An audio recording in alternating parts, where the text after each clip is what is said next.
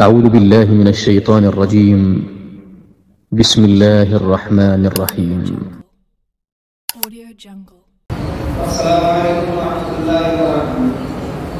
الحمد لله رب العالمين، والصلاة والسلام على سيد المرسلين وعلى آله وأصحابه أجمعين، أما بعد. أعوذ بالله من الشيطان الرجيم. بسم الله الرحمن الرحيم. إنا نحن نزلنا الذكر وإنا له لحافظون.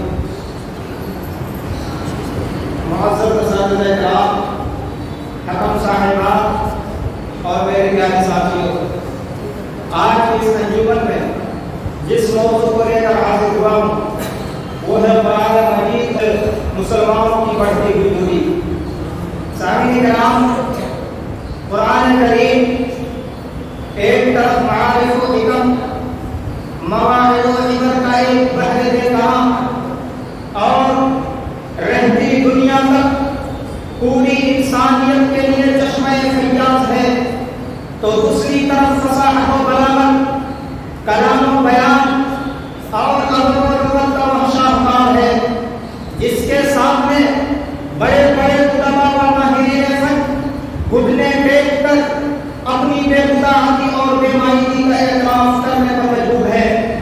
یہ اللہ کی آخری کلام آخری کتاب ہے جسے رب العالمین نے اپنے محبوب پیغمبر محمد صلی اللہ علیہ وسلم پر نازل فرمایا، اور دیگر آسمانی کتابوں کے برعکس اس کی حفاظت کے ذمہ داری مجھے دے فرمایا، انا نحن نزلنا الذکر وانا له لحافظون۔ قرآن مجید کو ہم نے نازل کیا ہے اور ہم خود اس کے محافظ ہیں۔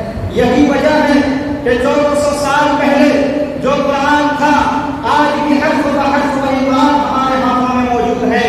یہی وہ کتاب ہے جس کو رب العالمین نے تمام انسانوں کے لیے ہدایت بنایا۔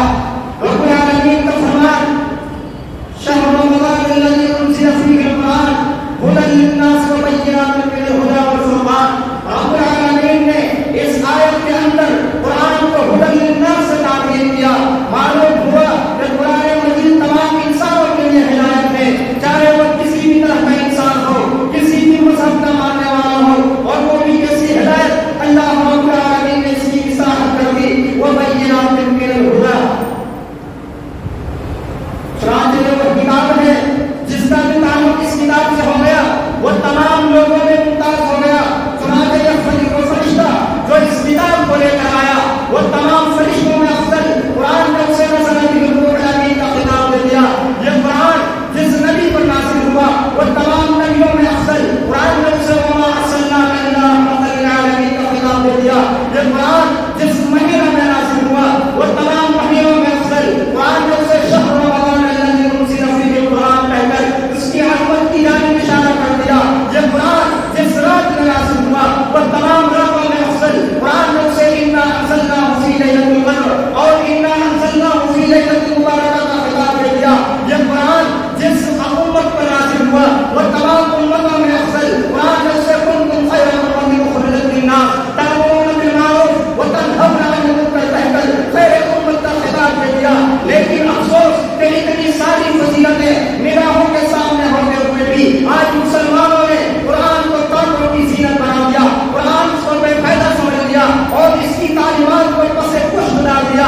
جب کہ رب العالمین قرآن مجید کے اندر فرماتا ہے ان ھذا القرآن یہدی للتی هی اقوم۔ حقیقت یہ ہے کہ یہ قرآن وہ راہ دکھاتا ہے جو بالکل سیدھی ہے۔ قرآن کریم کے سارے فوائد آنکھوں کے سامنے ہوتے ہوئے بھی آج مسلمانوں نے قرآن سے دوری اختیار کر لی۔ حالانکہ اگر میں یہ کہوں کہ کائنات کے اندر اگر کوئی ایسی کتاب ہے جس کے اندر پورے طور پر انسانی زندگی کا نظام اور مکمل ضابطۂ حیات موجود ہے تو میں یہ کہنے کا حق رکھتا ہوں کہ وہ صرف اور صرف قرآن مجید ہے۔